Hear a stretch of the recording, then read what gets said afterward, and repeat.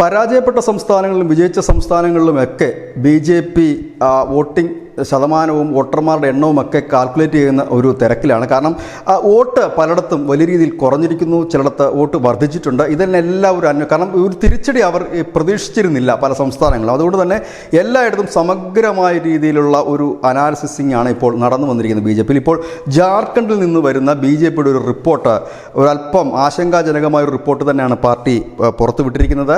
ഇത് സംബന്ധിച്ച് election commission party ഒരു പരാതി നൽകിയിരിക്കുന്നു, കേന്ദ്രത്തിനോട് അന്വേഷണം ആവശ്യപ്പെട്ടിട്ടുണ്ട്. അതായത് ജാർഖണ്ഡിൽ പ്രത്യേകിച്ച് പശ്ചിമ ബംഗാളിൻ്റെ അതിർത്തിയുമായി ചേർന്ന് കിടക്കുന്ന മണ്ഡലങ്ങളിലെല്ലാം ബൂത്ത് അടിസ്ഥാനത്തിൽ നോക്കുമ്പോൾ ഏതാണ്ട് 18,000 തൊട്ട് 20,000 വോട്ട് വരെ, അതായത് BJPയുടെ അനുഭാവികളോ പ്രവർത്തകരുടെ വോട്ടുകൾ ഇല്ലാതായിരിക്കുന്നു. ഒപ്പം തന്നെ അവിടെ പുതിയ വോട്ടർമാർ വന്നിരിക്കുന്നു. പുതിയ വോട്ടർമാർ എന്ന് പറയുമ്പോൾ 18 വയസ്സ് കഴിഞ്ഞവരല്ല, പകരം ആ സ്ഥലത്തില്ലാത്ത വോട്ടർമാർ വലിയ രീതിയിൽ, അതും ഒരു പ്രത്യേക സമുദായത്തിൽപ്പെട്ട വോട്ടർമാരാണ് ചുരുങ്ങിയ നാളുകൾക്കുള്ളിൽ അവിടെ വോട്ടർമാരായി എത്തുന്നത്. അത് എങ്ങനെയാണ് പെട്ടെന്ന് ഒരു സ്ഥലത്ത് ഇത്രയും വോട്ടർമാർ കൂടുന്നതെന്ന് തല പുണ്ണാക്കി ആലോചിച്ചിട്ടും അവർക്ക് മനസ്സിലാകുന്നത്. അങ്ങനെ അന്വേഷണം എത്തി നിൽക്കുമ്പോൾ ഈ പശ്ചിമ ബംഗാൾ അതിർത്തിയോട് ചേർന്ന് ഉള്ളിടത്താണ് അവിടെ നിന്ന് ഒരു പ്രത്യേക സമുദായത്തിൽപ്പെടുന്ന കുടിയേറ്റക്കാരായവരെ കൊണ്ടുവന്ന് ഈ ബൂത്തുകളിൽ അഡ്രസ്സും മറ്റും ഉണ്ടാക്കി വോട്ടർ പട്ടികയിൽ ചേർക്കുകയായിരുന്നു എന്നാണ് BJPയുടെ സംസ്ഥാന അധ്യക്ഷൻ ബാബുലാൽ മറാണ്ടി പറയുന്നത്.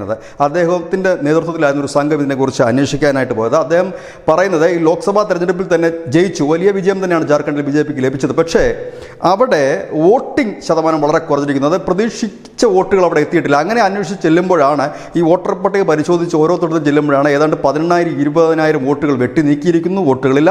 പകരം അവിടേക്ക് പുതിയ ചില വോട്ടർമാർ, ആ വോട്ടർമാരെ അന്വേഷിച്ച് ചെല്ലുമ്പോഴാണ് നമ്മുടെ രാജ്യത്ത് പോലും ഇല്ലാത്ത ആളുകളാണ് അവിടെ വോട്ടർ പട്ടികയിൽ കടന്നുകൂടിയിരിക്കുന്നത്.